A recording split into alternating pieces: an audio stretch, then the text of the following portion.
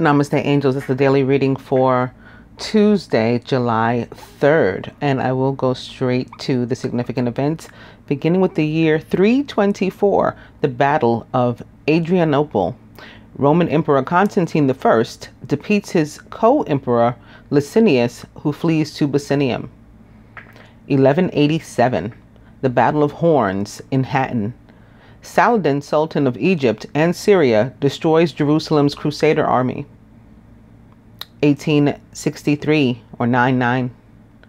Battle of Gettysburg, the largest battle ever fought on the American continent, ends in a major victory for the Union during the U.S. Civil War. 1884. The Dow Jones publishes its first stock index, Dow Jones Transportation Average. 1996, UK House of Commons announces that the Stone of Scone, aka the Stone of Destiny, used in the coronation of the Scottish and subsequently English and British monarchs, will be returned to Scotland after 700 years in Westminster Abbey.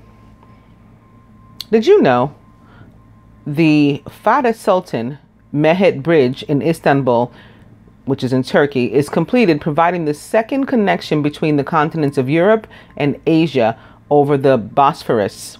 This happened on July 3rd in the year 1998. Famous birthdays: Samuel de Champlain, Franz Kafka, Tom Stoppard, Richard Hadley, Tom Cruise, and Julian Assange. Would you believe common tern, banded in Maine, is found dead in the year 1919 or 11 in Africa? It's the first bird known to have crossed the Atlantic. This happened on July 3rd in the year 1913. I don't know how they know what day the bird went out there. They know that it was dead 6 years later. I don't know how it was found in 1919 in Africa, but they know that it crossed the Atlantic on July 3rd in 1913. I'm confused, but I'm moving on. Famous weddings: 1468, Charles the Stout, Duke of Burgundy, marries Princess Margaret of York. 1920, film director John Ford, 26, weds Mary Smith, 25. 1951, author Maya Angelou, 23, weds Thomas J. Angelos. 1960, Vernon Presley, father of Elvis, weds Dee Elliott. 1992, Gary Del Abate, Howard Stern show, marries Mary. And 1929, American playwright Eugene O'Neill divorces his second wife, novelist Agnes Boulton, after 11 years of marriage. Famous deaths: Hetty Green, Hippolyto Yrigoyen, Jim Morrison, and Lou Hode. Lou Hode was Australian and a tennis player, a four-time major champion. He won 4 majors as an amateur and won the 1959 Tournament of Champions as a professional. He's been ranked as the greatest player of past champions era of tennis. He was born on November 23rd in 1934 and was a Sagittarius from Sydney, Australia. He died on July 3rd, 1994 at the age of 59 of a heart attack. Jim Morrison was a poet and a rocker. Also, they have a poet and singer-songwriter, best known as the lead singer of the Los Angeles rock band The Doors. He was born on December 8th in 1943 and was a Sagittarius from Melbourne, Florida, USA. He died on July 3rd in 1971 at the age of 27 of alleged heroin overdose.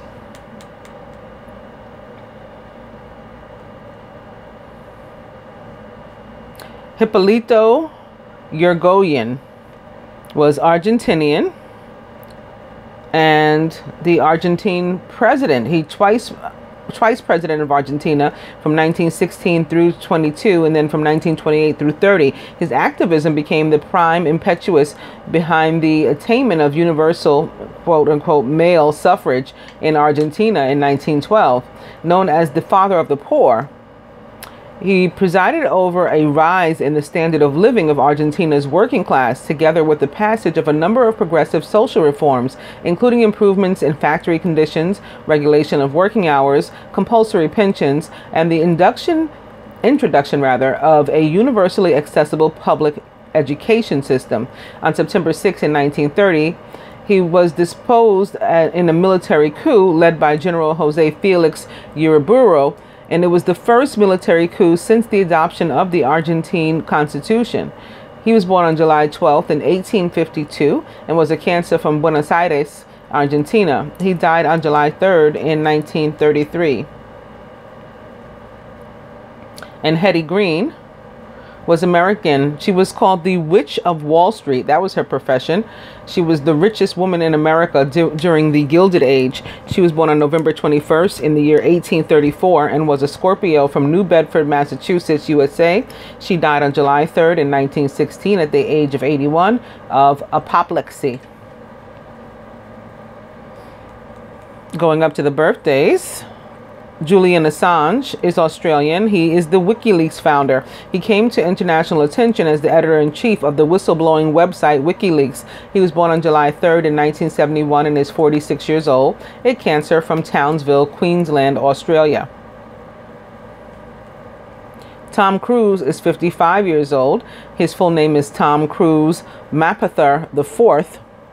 And he is American, an actor. He started his career at the age of 19 in the 1981 film Endless Love and became the full-fledged movie star after starring as Pete Maverick Mitchell in Top Gun. He is well known for his role as secret agent Ethan Hunt in Mission Impossible film series.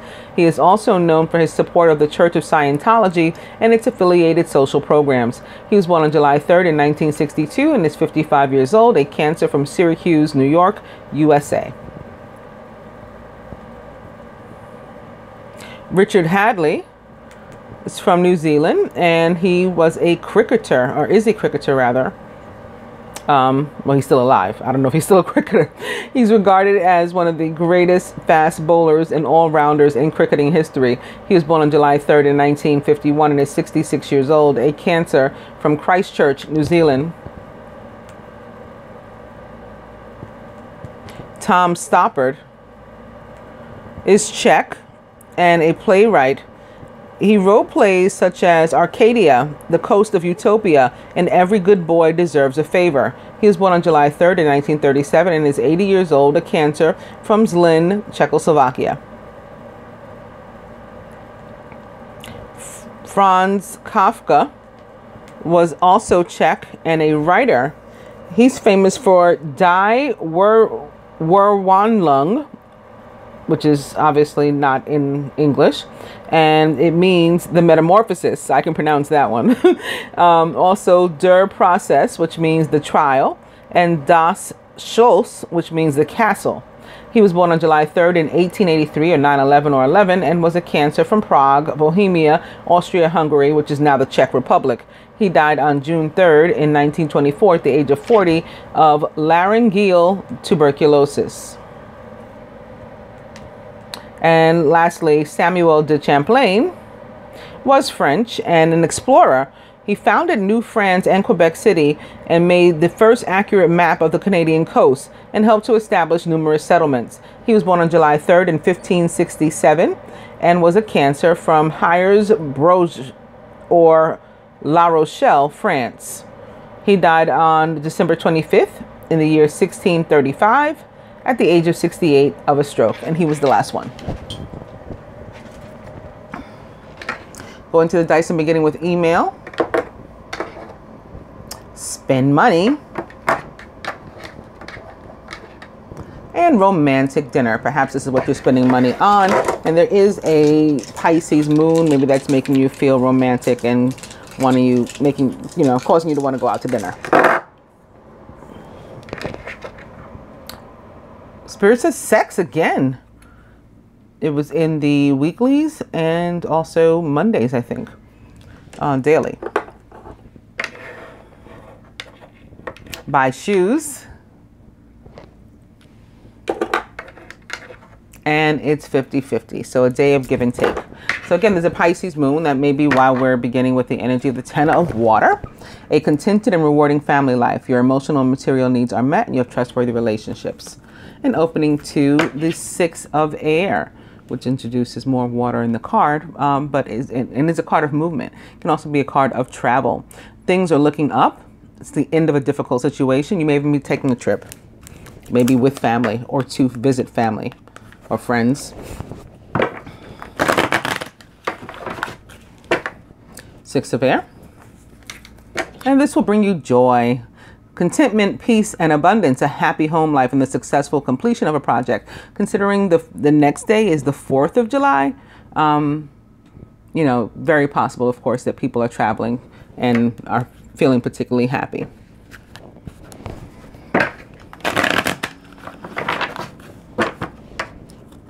And the Star, Major Arcana card, the Star, number 17 equals 8. Happy times, make positive, optimistic, long-term plans. You're on the right path. And we have this Star opposite the Four of Fire. So wishes having come true in this area, you know, maybe praying for something that would make us extremely happy and joyous, and it has arrived. This can be a home. We moved, especially since the Six of Air was here prior. Maybe we moved into a new place. It's going to be about commitment. So it can be metaphorical movement in a relationship or something. Whatever it was, again, it makes us very happy. And we can plan for the future. Like, we can feel secure in the happiness. Four of Fire.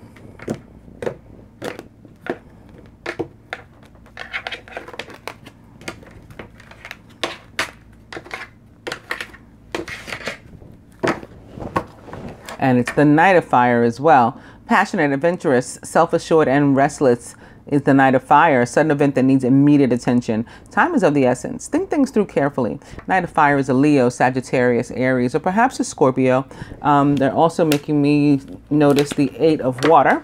So another card of movement, a desire to move on, as a matter of fact, the search for something more meaningful and spiritual and emotional growth. We could be walking away from something towards something else that's going to make us, again, particularly joyous, and maybe we're suddenly guided to do this by the energy of the Knight of Fire.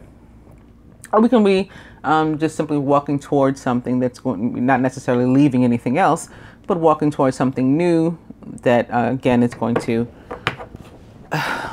make us happy and make us feel elevated and like we've experienced some sort of growth in our lives. We're progressing.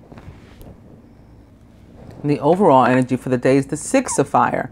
Victory, good news is on its way. Public recognition or awards.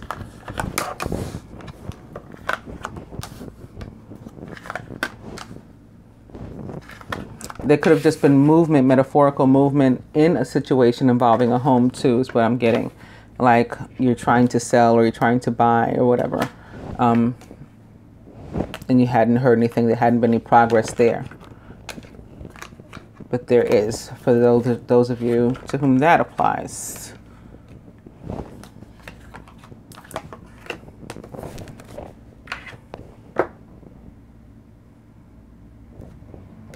Crowning the masculine today, the Three of Fire. Abundance. Things look very good. Have patience this time and make long-term plans.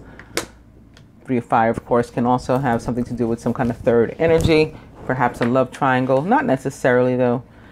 And we're surrounded by the Page of Earth, who is scholarly, dependable, patient, and successful. Good news about financial matters. Wanting to do something more challenging and maybe a new area of study. So this is moving on in a different area, right? Maybe in work or career. Or education, vocation. Masculine subconscious, the Star shows up. Happy time, make positive, optimistic, long-term plans. You're on the right path. So he has these two cards, because this one also says make long-term plans. He has these two cards that guide him to move forward. And they equal 11, by the way. The Star and the Three of Fire, so 8 and 3. And this is something, especially in this position here in the subconscious, this is something he's dreamed about, he's prayed for, he's wanted, he's desired. So, and it's actually coming to fruition. Crowning the feminine, the Four of Air. Time to rest or take a vacation. Allow more time before making a decision. Meditation may provide answers. This can be about planning a vacation, not actually going, in my opinion, really. I didn't mention the page of earth, by the way, is a Capricorn, Virgo, or Taurus. That's someone likened to these traits or attributes if they're a real person in your life on this day that's impactful. The feminine surrounded by the five of earth, so feelings of lack probably. Fears surrounding money. The dice just told us to spend money, however, so maybe it's this more positive one, like the wisdom to accept help from others. Also uncertain self-employment. As it relates to relationships, for me, this is still about lack. It's like feelings of lack or being worried about potential lack that doesn't come. You're just like psyching yourself out in a negative way. Feminine subconscious, the Knight of Fire. Again, he is passionate, adventurous, self-assured, and restless. A sudden event that needs immediate attention. Time is of the essence. Think things through carefully. So this is an indication as well that there's a decision that has to be made here. Something jars something, and we have to make a choice. Crowning, the Two of Air. This is an indication of a decision as well, but we're not making one. It's like the energy of inaction, actually. Being unable or unwilling to make a decision, a stalemate, and pretending there's no problem.